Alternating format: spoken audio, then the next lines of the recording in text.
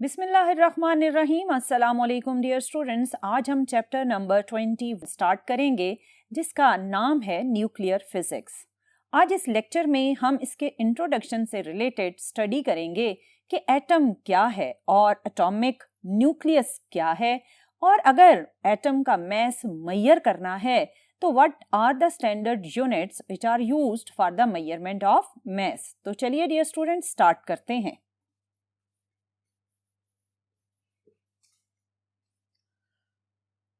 Dear students, आज जो पहला क्वेश्चन आपसे मैं पूछ रही हूं वो है what an atom is. Dear student, atom basically किसी भी मैटर का बिल्डिंग ब्लॉक कहा जाता है। अगर आपसे ये पूछा जाए कि इस बेक्ड पिज्जा का बिल्डिंग ब्लॉक क्या है, तो आप कहेंगे कि दीज आर द इंग्रेडिएंट्स जिनको कंबाइन करके ये पिज्जा बेक्ड पिज्जा में कन्वर्ट हुआ। और अगर आपसे पूछा जाए कि इस फ्रूट ट्राइफल के इंग्रेडिएंट्स क्या हैं, तो आपका आंसर यकीनन होगा कि these are the ingredients on which this fruit trifle is based. इसी तरह अगर आपसे इन शुगर क्रिस्टल्स का बेसिक कंपोनेंट पूछा जाए तो आंसर होगा कार्बन, हाइड्रोजन एंड ऑक्सीजन। जी हाँ, बिल्कुल, कार्बन, हाइड्रोजन एंड ऑक्सीजन ये शुगर के बेसिक कंपोनेंट्स हैं। डियर स्टूडेंट, ये बेसिक कंपोनेंट्स कहलाते हैं एटम्स। एटम्स बेसिकली एक बहुत ही स्मॉल पार्टिकल होता है और ये कंसिडर किया जाता है किसी भी मैटर का बिल्डिंग ब्लॉक। अब तक ऑलमोस्ट 118 एटम्स डिस्कवर हो चुके हैं जिन्हें आप मॉडर्न पीरियोडिक टेबल में कुछ इस तरह अरेंज्ड फॉर्म में ऑब्जर्व करते हैं। डियर स्टूडेंट, अगर आप इस स्क्रीन से लेकर अपने रूम में मौजूद चेयर, टेबल, इवन आप खुद और आपकी आंख, ये सब एटम से ही मिलकर बने हैं। एक्चुअली एटम बहुत ही स्मॉल साइज्ड होता है, इसको नॉर्मल आई से देखना पॉसिबल नहीं होता। अगर आप एटम के साइज का कंपैरिजन करना चाहें तो आप कुछ इस तरह समझ सकते हैं। ये ह्यूमन हेयर एटम के साइज से 500,000 टाइम्स बिगर है। अगर ये इतना छोटा सा बाल या हेयर इतना ज्यादा बड़ा है एटम से, तो आप इमेजिन कर सकते हैं कि एटम खुद कितना छोटा ऑब्जेक्ट होगा। डियर स्टूडेंट, एटम के बारे में सोचना शुरू किया गया एंशिएंट ग्रीक्स के टाइम पीरियड से। एंशिएंट ग्रीक्स ने ये कहा कि अगर आप किसी भी ऑब्जेक्ट को कट करते हैं तो इसके कटिंग प्रोसेस को कंटिन्यू करते जाएं तो कोई भी ऐसा टाइम नहीं आएगा कि आप ये कहें कि अब मैं इस पीस को मजीद स्मॉलर पीसेस में कट नहीं कर सकता। ये तो था एंशिएंट ग्रीक्स का कहना, लेकिन डेमोक्रिटस जो उस वक्त के एक फेमस साइंटिस्ट थे, उनका ये कहना था कि ये ठीक बात नहीं है। उनका ये कहना था कि ये स्टेटमेंट करेक्ट नहीं है, क्योंकि उनके ख्याल में अगर आप किसी भी ऑब्जेक्ट को कट करते हैं तो एक टाइम आता है जब आप उस स्मॉलेस्ट पीस को फर्दर कट नहीं कर सकते, और उस स्मॉलेस्ट पीस को डेमोक्रिटस ने अपने टाइम पर नाम दिया एटमोस का या एटम्स का, जिसका मतलब होता है अनकटेबल। इसका मतलब है आप उसे मजीद कट नहीं कर सकते। लेकिन डेमोक्रिटस ने जब अपना ये क्लेम दुनिया के सामने रखा तो डेमोक्रिटस के पास इस क्लेम को प्रूव करने के लिए कोई ऑथेंटिक एविडेंस या थ्योरेटिकल पॉइंट्स नहीं थे। सो इसलिए डेमोक्रिटस का ये क्लेम उस टाइम पर रिजेक्ट कर दिया गया। लेकिन बाद में जब हम अरब टाइम्स की तरफ मूव करते हैं तो अरब साइंटिस्ट में से जाबिर बिन हयान ने ये कहा कि हर ऑब्जेक्ट एक बेसिक एलिमेंट पर कंसिस्टेड है, और आज जाबिर बिन हयान की इसी स्टेटमेंट को यूज करते हैं। जाबिर बिन हयान के टाइम पर डिफरेंट साइंटिस्ट ने वाटर से रिलेटेड हीटिंग, बॉइलिंग, एवेपोरेशन और कंडेंसेशन जैसे एक्सपेरिमेंट्स परफॉर्म करना स्टार्ट कर दिए। और फिर 1800s में एक स्कूल टीचर जिसका नाम था जॉन डल्टन ने ये कहा कि every object consist of some basic elements, और इन बेसिक एलिमेंट्स को नाम दिया गया एटम्स का ही। ये वही नाम था जो डेमोक्रिटस ने बहुत टाइम पहले सपोज्ड फॉर्म में दिया था, but at that time it was rejected. John Dalton की इस स्टेटमेंट के बाद कंसिडर किया जाने लगा कि हर मैटर किसी ना किसी बेसिक एलिमेंट या बेसिक एटम से बना है। 1911 में रदरफोर्ड ने एक्सपेरिमेंट के थ्रू ये कंफर्म स्टेटमेंट दी कि हर एटम के 2 पार्ट्स हैं। उसका सेंट्रल पार्ट एक डेंस पॉजिटिव चार्ज है और उसके सराउंडिंग में इलेक्ट्रॉन क्लाउड की फॉर्म में कुछ इस तरह रिवॉल्व कर रहे हैं। लेकिन कुछ टाइम के बाद अराउंड 1917 एंड 1920 रदरफोर्ड ने अपनी इसी स्टेटमेंट को करेक्ट किया। रदरफोर्ड ने कहा कि मैंने जो डेंस पॉजिटिव चार्ज की स्टेटमेंट दी है ये बेसिकली एक सिंगल डेंस पॉजिटिव चार्ज नहीं है, ये bunch of small positive charges हैं, और इस बंच में स्मॉल पॉजिटिव चार्जेस को नाम दिया गया प्रोटॉन का।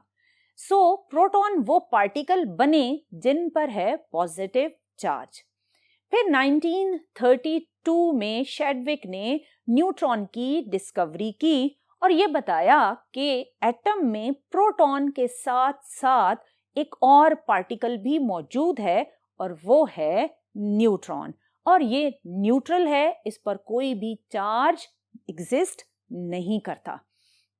डियर स्टूडेंट, यहां तक तो कहानी इस स्टेज पर पहुंची कि एटम एक ऐसा स्मॉल बेसिक कंपोनेंट है हर मैटर का, और उस एटम में मौजूद हैं पॉजिटिव प्रोटॉन और neutral neutrons.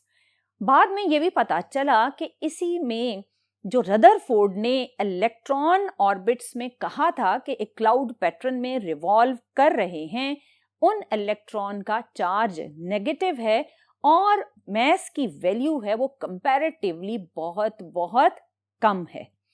Dear student, atom क्योंकि साइज में बहुत ही छोटा था इसलिए उसे नॉर्मल आई से ऑब्जर्व करना तो पॉसिबल नहीं था, लेकिन फिर स्कैनिंग टनलिंग माइक्रोस्कोप बनाई गई जिसके थ्रू एटम को ऑब्जर्व करना पॉसिबल था, और स्कैनिंग टनलिंग माइक्रोस्कोप की हेल्प से कुछ इस तरह का इमेज ऑफ एटम जनरेट किया गया।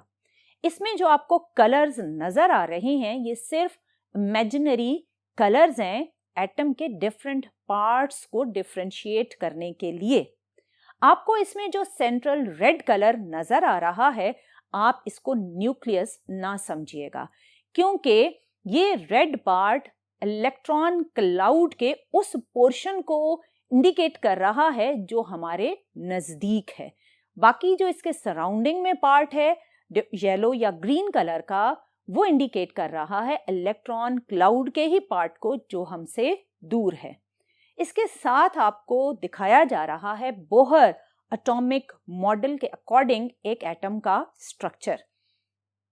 इस स्ट्रक्चर के सेंटर में जो पार्ट है इसे हम न्यूक्लियस कहते हैं, और इस न्यूक्लियस में मौजूद हैं प्रोटॉन और न्यूट्रॉन, और इसके सराउंडिंग में जो इमेजिनरी ऑर्बिट्स हैं उनमें रिवॉल्व कर रहे हैं इलेक्ट्रॉन्स। यहाँ जो आप न्यूक्लियस बेसिकली देख रहे हैं ये तो बहुत ही बिगर साइज में बनाया गया है ताकि आप इसको एक एक्सपोज्ड फॉर्म में इमेजिन कर सकें। अगर हम इसको रियल साइज के अकॉर्डिंग देखें तो ये साइज कुछ इतना छोटा हो जाएगा कि आपको नजर नहीं आएगा। डियर स्टूडेंट, एटम के साइज और न्यूक्लियस के साइज को अगर हम कंपेयर करें तो एटम कुछ इतना बड़ा है कि अगर आप ये कहें कि 4 क्रिकेट ग्राउंड का जो साइज है उन्हें हम जोड़ें तो एक एटम का साइज बनेगा। इतने बड़े एटम के साइज में न्यूक्लियस का साइज फिर कितना होगा? अगर आप 4 क्रिकेट ग्राउंड्स को ज्वाइन करें तो उनके बीच में मौजूद एक स्पाइडर का साइज न्यूक्लियस के साइज के इक्वल होगा। अब आप रिलेट कर सकते हैं कि एटम का साइज और न्यूक्लियस का साइज किस तरह आपस में रिलेटेड है। एटम का साइज बहुत बड़ा है as compared to nucleus size. अगर हम इसे मैथमेटिकली लिंक करें तो एटम का size 10 to power 5 times bigger है as compared to size of the nucleus. ये तो था साइज का कंपैरिजन। अगर हम मैस कंसंट्रेशन के हवाले से न्यूक्लियस को या एटम को ऑब्जर्व करें तो एटम के टोटल मैस में से 99.9% मैस इस स्मॉल न्यूक्लियस के अंदर ही कंसंट्रेटेड है और जस्ट 0.1% मैस इलेक्ट्रॉन्स की फॉर्म में इलेक्ट्रॉन क्लाउड में एग्जिस्ट करता है। आप अंदाजा लगा सकते हैं कि एटम कितना बड़ा है न्यूक्लियस के साइज से और कितना ह्यूज मैस उस स्मॉल न्यूक्लियस में कंसंट्रेटेड है। डियर स्टूडेंट, अगर मैस का जिक्र हुआ तो अगर मैं आपसे पूछूं कि अगर किसी भी ऑब्जेक्ट का मैस मेजर करना हो तो आप कैसे मेजर करते हैं? ये है एक बैलेंस। इस बैलेंस की एक साइड पर हम वो ऑब्जेक्ट प्लेस करते हैं जिसका हमने मैस मेजर करना है, तो दूसरी साइड पर हम किलोग्राम्स के अकॉर्डिंग वेट प्लेस करेंगे या मैसेज प्लेस करेंगे और हम इस ऑब्जेक्ट का मैस मेजर कर लेंगे। इसका मतलब ये है कि डेली लाइफ में जब हमने ऑब्जेक्ट के मैसेज को मेजर करना होता है तो हम ग्राम्स या किलोग्राम्स को एज अ स्टैंडर्ड यूज करते हैं। बिल्कुल इसी तरह कि अगर हमने इस इंसेक्ट का डिस्टेंस मूव्ड मेजर करना है तो हम स्टैंडर्ड यूज करते हैं मीटर रॉड को, और मीटर रॉड की हेल्प से हम इस डिस्टेंस को इजीली मेजर कर लेते हैं। अगर हमने टाइम मेजर करना है तो डियर स्टूडेंट्स हम वॉच की हेल्प लेते हैं। सो मैसेज मेजर करने हैं तो हम किलोग्राम्स या ग्राम्स की हेल्प लेते हैं। लेकिन अभी हमने जिक्र किया कि एटम और उसमें मौजूद इलेक्ट्रॉन, प्रोटॉन, न्यूट्रॉन बहुत ही स्मॉल साइज्ड हैं तो इनका मैस भी बहुत बहुत कम होता है। सो अगर मैं ये कहूं कि इस बैलेंस के एक पेन में मैं एक एटम प्लेस करती हूं तो दूसरे पेन में क्या आप किलोग्राम प्लेस करेंगे? ये तो बिल्कुल ऐसे ही है जैसे हम इस मासूम से बच्चे का नाम हलाकू खान रख दें। बिल्कुल ऐसा ही है कि हम इस स्मॉल साइज्ड ऑब्जेक्ट की मेजरमेंट के लिए किलोग्राम को यूज करें, क्योंकि किलोग्राम एक बिगर ऑब्जेक्ट्स की मेजरमेंट की यूनिट है। तो फिर ये सोचा गया कि अगर हमने एटम का मैस मेजर करना है तो हम फिर स्टैंडर्ड किसको बनाएं? डियर स्टूडेंट, कार्बन 12 का नाम तो आपने सुना होगा। कार्बन 12 एटम को उस टाइम एज अ स्टैंडर्ड बनाया गया और आज भी हम उसी स्टैंडर्ड को यूज करते हैं। कार्बन 12 को क्यों सेलेक्ट किया गया? बेसिकली डियर स्टूडेंट, कार्बन 12 हमारे सराउंडिंग में बहुत सारी चीजों में एग्जिस्ट करता था। कार्बन 12 की ज्यादा अवेलेबिलिटी की वजह से कार्बन 12 को एज अ स्टैंडर्ड यूज किया गया।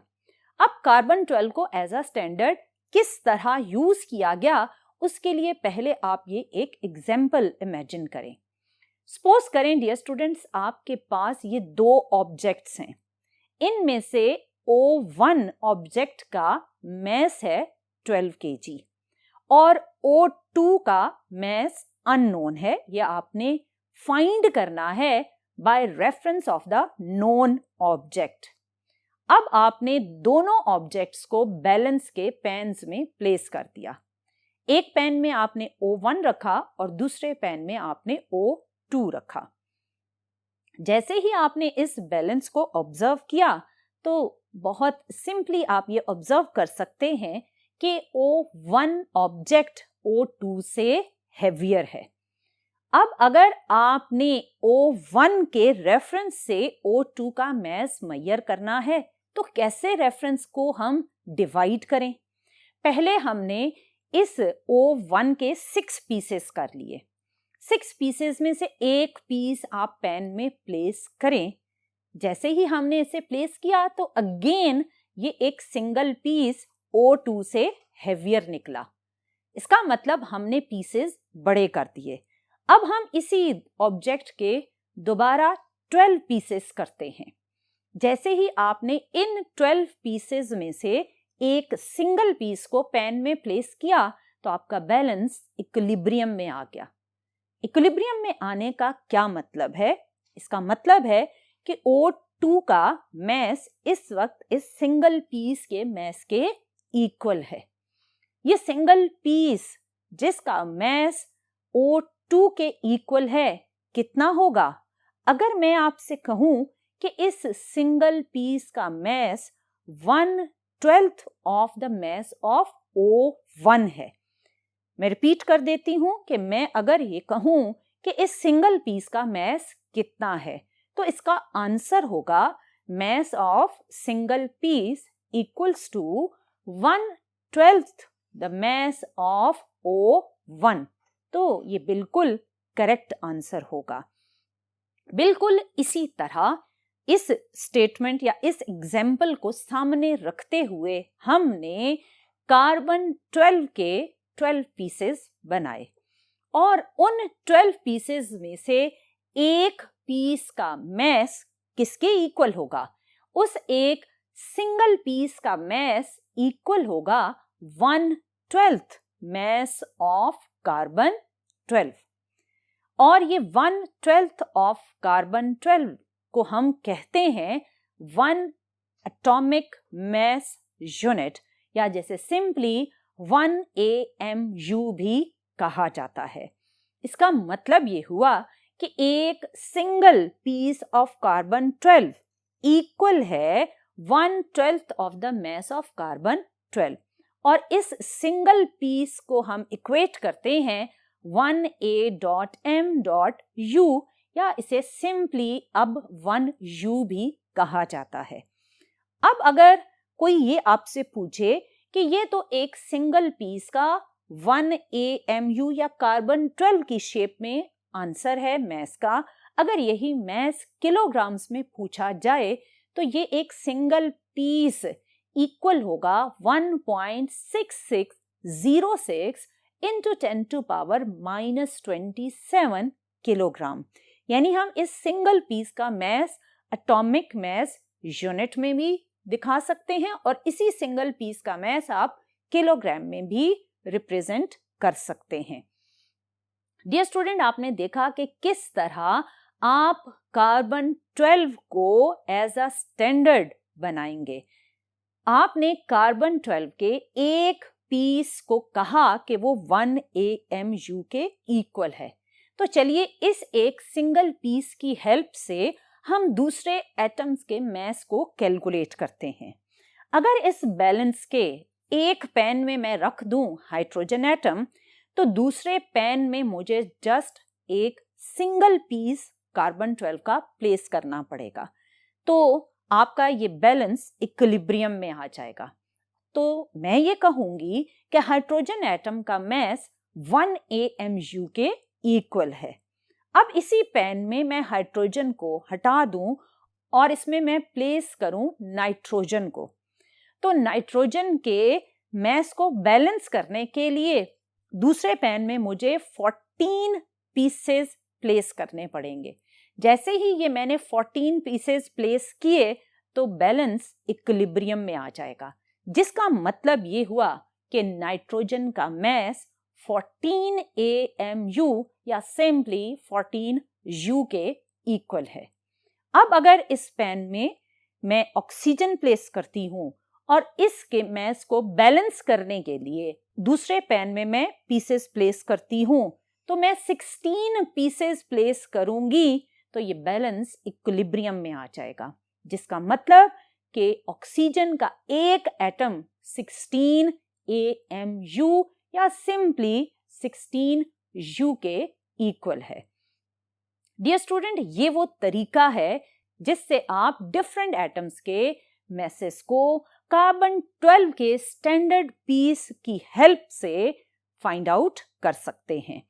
डियर स्टूडेंट, अभी तक जो हमने मैसेज फाइंड आउट किए, अगर आप उसे टेबुलर फॉर्म में ट्रांसफॉर्म करें तो कुछ इस तरह ये अरेंज्ड फॉर्म में आएंगे। हाइड्रोजन का मैस है 1 AMU, कार्बन का मैस है 12 AMU और नाइट्रोजन का मैस है 14 AMU और ऑक्सीजन का है 16 AMU। आपने देखा कि किस तरह हमने कार्बन 12 के एक सिंगल पीस जिसका मैस था 1 AMU उसको यूज करके डिफरेंट एटम्स के मैसेस को कैलकुलेट किया। इसी टेक्निक को यूज करते हुए अगर हम मैस ऑफ प्रोटॉन फाइंड करें तो उसकी वैल्यू है 1.007276 U और मैस ऑफ न्यूट्रॉन की वैल्यू है 1.008665 U और इलेक्ट्रॉन के मैस की वैल्यू है 0.00055 U। अगर इन वैल्यूज को आप देखें तो इलेक्ट्रॉन के मैस की वैल्यू तो बहुत ही कम है। यहाँ से हमें यह अंदाजा होता है कि हमने जो बात की थी कि एटम का 99.9% मैस न्यूक्लियस में है, तो मैस ऑफ प्रोटॉन और मैस ऑफ न्यूट्रॉन की वैल्यूज हमें ये बता रही हैं कि ये कंपैरेटिवली इलेक्ट्रॉन से बहुत ही हैवी हैं और प्रोटॉन और न्यूट्रॉन क्योंकि न्यूक्लियस में पाए जाते हैं इसलिए ये न्यूक्लियस के मैस की 99.9% वैल्यू को जनरेट करते हैं, जबकि इलेक्ट्रॉन का मैस बहुत ही कम है, इसलिए ये जस्ट 0.1% कंट्रीब्यूट करता है in mass of atom. Dear student, अगर आप इस खाली बैग को किसी बैलेंस पर प्लेस करें तो ये इतना लाइटर बैग है कि इसका कोई भी मैस आपको बैलेंस पर नजर नहीं आएगा। एटम भी कुछ इसी तरह है। अगर हम एटम को पार्टिकल्स के बगैर इमेजिन करें तो वो एक मैसलेस ऑब्जेक्ट है, लेकिन अगर मैं इस बैग में ऑब्जेक्ट्स को इंक्लूड करूं और फिर इस बैग का वेट या मैस मेजर करूं तो उसकी कोई ना कोई वैल्यू आएगी। बिल्कुल एटम भी इसी तरह। अगर उस एटम में हम प्रोटॉन, न्यूट्रॉन, इलेक्ट्रॉन डालते जाएं तो उसके मैस की वैल्यू आना स्टार्ट हो जाती है। इट मीन्स कि एटम प्रोटॉन, न्यूट्रॉन के बगैर कुछ भी नहीं है। उसका मैस अगर है तो just because of proton and neutron है। डियर स्टूडेंट, अभी आपने देखा कि हम मैस ऑफ प्रोटॉन, न्यूट्रॉन और इलेक्ट्रॉन को एटॉमिक मैस यूनिट में किस तरह डिटरमिन कर सकते हैं और इनकी क्या वैल्यूज हैं। अगर हम मैस ऑफ प्रोटॉन, न्यूट्रॉन और इलेक्ट्रॉन को केजीज के अकॉर्डिंग लिखें तो मैस ऑफ प्रोटॉन है 1.673 इंटू 10⁻⁻27 kg और न्यूट्रॉन का मैस है 1.675 इंटू 10⁻⁻27 kg और इलेक्ट्रॉन का मैस है 9.1 इंटू 10⁻31 kg। अगेन अगर आप इन वैल्यूज को देखें तो इलेक्ट्रॉन का मैस प्रोटॉन और न्यूट्रॉन के मैस से बहुत ही स्मॉल मैस है। सो डियर स्टूडेंट, इन प्रोटॉन, न्यूट्रॉन और इलेक्ट्रॉन को यूज करते हुए हम एटम के अंदर number of neutron, number of proton और नंबर ऑफ इलेक्ट्रॉन्स को किस तरह फाइंड करते हैं और उनके क्या नाम रखे जाते हैं, अब वो देखते हैं। डियर स्टूडेंट, किसी भी एटम में मौजूद प्रोटॉन के नंबर को कहा जाता है एटॉमिक नंबर या चार्ज नंबर और इसे Z से इंडिकेट किया जाता है। और किसी भी एटम में मौजूद total number of protons and neutron जो कि उसका टोटल मैस जनरेट करते हैं, क्योंकि हम मैस ऑफ इलेक्ट्रॉन को इग्नोर कर देते हैं। So number of proton plus number of neutron को कहा जाता है atomic mass number of the atom और इसे हम सिंबल A से इंडिकेट करते हैं। सो इसका मतलब ये हुआ कि A is equal to N plus Z। N is the number of neutron and Z is the number of proton. अगर आपने इस इक्वेशन से नंबर ऑफ न्यूट्रॉन्स फाइंड करने हैं तो neutron number N equals to A minus Z होगा। सो अगर आपने किसी भी एटम को सिंबॉलिकली इंडिकेट करना है तो लेट्स सपोज हमारे पास कोई भी एक एटम है जिसका सिंबल है X। उसके सबस्क्रिप्ट में लिखा जाएगा चार्ज नंबर, जिसे आप नंबर ऑफ प्रोटॉन कहते हैं, और उसके लिए सिंबल यूज होता है Z का। और सुपरस्क्रिप्ट में आप लिखेंगे एटॉमिक मास नंबर, जिसे हम सिंबल A से इंडिकेट करते हैं। सो डियर स्टूडेंट, इसी सिंबॉलिक फॉर्म को यूज करते हुए अगर हम हाइड्रोजन एटम को लिखेंगे तो वो लिखा जाएगा 181, जिसका मतलब है कि हाइड्रोजन में एक प्रोटॉन है और एक इलेक्ट्रॉन जो इस तरह ऑर्बिट में रिवॉल्व कर रहा होगा। और अगर हम हीलियम को लिखें तो हीलियम है हीलियम 2-4। इसमें 2 है नंबर ऑफ प्रोटॉन और 4 है atomic mass number, which is the sum of proton and neutron. So अगर आप atomic mass number which is 4 इसको यूज करके न्यूट्रॉन नंबर फाइंड करना चाहें तो वो हम कुछ इस तरह फाइंड करेंगे और नंबर ऑफ न्यूट्रॉन बनेगा 4-2 विच इज 2। अब अगर हम हायर एटॉमिक मास नंबर की तरफ मूव करें तो लेट्स सपोज हम यूरेनियम की एग्जाम्पल लेते हैं। यूरेनियम 92-235, इसमें 92 है चार्ज नंबर, जिसका मतलब है प्रोटॉन नंबर, और 235 है एटॉमिक मास नंबर। इसका मतलब है कि atomic mass number equal to N plus Z, that is equal to 235। इसमें से Z है 92, सो जब आप number of neutrons N find करेंगे तो वो बनेगा 235 minus 92 and it is equal to 143। इसका मतलब कि इस यूरेनियम में न्यूट्रॉन का नंबर प्रोटॉन के नंबर से ज्यादा है।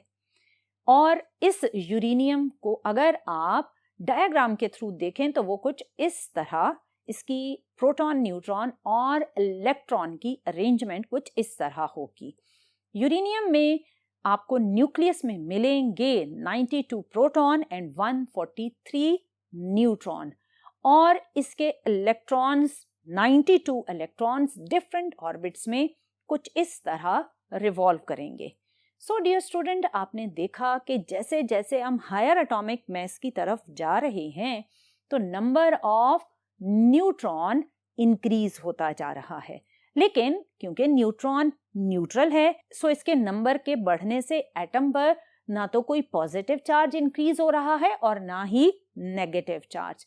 लेकिन एटम का चार्ज तो इंक्रीज नहीं होता, लेकिन वो एटम्स जिनमें नंबर ऑफ प्रोटॉन्स और नंबर ऑफ न्यूट्रॉन उससे भी ज्यादा होते हैं, उनके न्यूक्लियस को अनस्टेबल न्यूक्लियाई मोस्टली कहा जाता है।